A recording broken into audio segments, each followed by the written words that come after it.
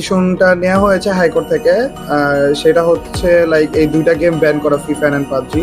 এখন কথা এইটা যে আমাদের রিজনও দেখাতে বলা হয়েছে যে এই দুইটা গেম কেন ব্যান আমরা না করবো বা করবো না। আমাদের এই গেমটা ব্যান করলে ওনারা কি কি দিক দিয়ে বেনিফিট পাবে বা কি কি অ্যাডভান্টেজ রয়েছে, আর ব্যান না করলে কি কি রয়েছে ওগুলো আমি তুলে ধরবো। Free fire and PUBG ban করার রিজন হচ্ছে যে অ্যাডিকশন, আমাদের ইয়াং জেনারেশন নষ্টের দিকে যাচ্ছে, ওনাদের অনেক বেশি নেশা হয়ে যাচ্ছে গেমটার প্রতি, আর এই গেমটা ওনাদেরকে অনেক বেশি ক্ষতি করতেছে বিভিন্ন দিক দিয়ে। কারণ এর জন্য ওনারা এই ডিসিশনটা মেনলি নিয়েছে। এই ডিসিশনটা নেয়ার পরে যে লাইক এই ডিসিশনটা যদি আসলে নেওয়া হয় যে free fire and PUBG ban, তাহলে কি ওই জিনিসটা আসলে ঠিক হবে কি? লাইক আমাদের ইয়াং জেনারেশন যা নেশাগ্রস্ত হয়ে গিয়েছে গেমটার প্রতি, তাদের যদি free fire and PUBG ban করা হয় তাহলে যে ওনারা অন্য কোনো গেম খেলবে না তার তো কোনো ই নেই। আর যারা নেশা অলরেডি হয়ে গিয়েছে তারা কোনো না কোনো দিক দিয়ে কোনো না কোনো গেম কে ধরে নিবে ওনার ওই টাইমটা পাস করার জন্য। এখন নর্মালি আমরা কখনো বলতে পারি না এইভাবে যে একটা কারো হচ্ছে ফ্রি ফায়ার বা পাবজির প্রতি নেশা। গেম যারা খেলে তার গেমের প্রতি নেশা। এখন কোনো গেমকে বন্ধ করে ওই নেশাটা কখনো কাটানো পসিবল না। ছোট যে ইয়াং জেনারেশন যারা একেবারে বাচ্চা যারা, তাদের যেভাবে করে করা হচ্ছে, ট্রিট করা হচ্ছে, তাদের এত কম বয়সে মোবাইল দিয়ে দেওয়া হচ্ছে, অ্যান্ড্রয়েড ফোনগুলো দিয়ে দেওয়া হচ্ছে, আর ঘন্টার পর ঘন্টা ওনারা গেম খেলতেছে।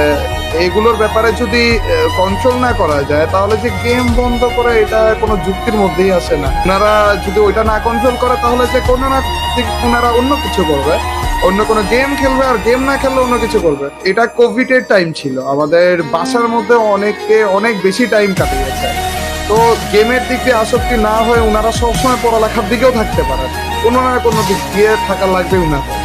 অভিভাবকরা যদি সন্তানদেরকে লাইক বাচ্চা যারা আছে তাদেরকে যদি ওই অ্যামাউন্টের টাইম দিত, তাহলে যেহেতু ওরা এত বেশি গেম নিয়ে পড়ে থাকতো না।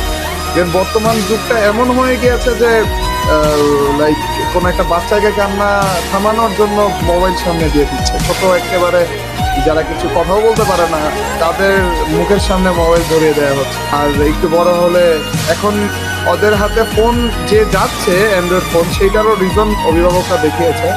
সেটা হচ্ছে অনলাইন ক্লাসেস বা এই রিলেটেড যে জিনিসগুলো। মানে এইটার ব্যাপারে আমরা বলতে পারবো যে অনলাইন ক্লাসেসের জন্য ঘন্টার পর ঘন্টা কত টাইমই লাগে অনলাইন ক্লাস, আর অনলাইন ক্লাসের পরেও যদি ওর হাতে একটু ফোন থাকে ওইটা কতক্ষণই বা 1 থেকে 2 ঘন্টাও যদি ওরা গেমের পিছনে টাইম দেয় পার ডেতে, সেটা এনাফ। কিন্তু তার উপরে যদি দেয় সেটা তো অভিভাবকের চোখে অবশ্যই পড়ার কথা।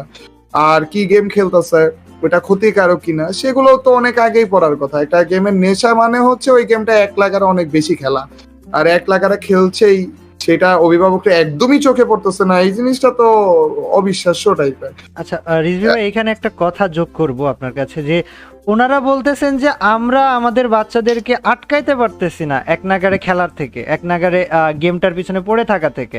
ওদের গেমটার নেশা হয়ে গেছে।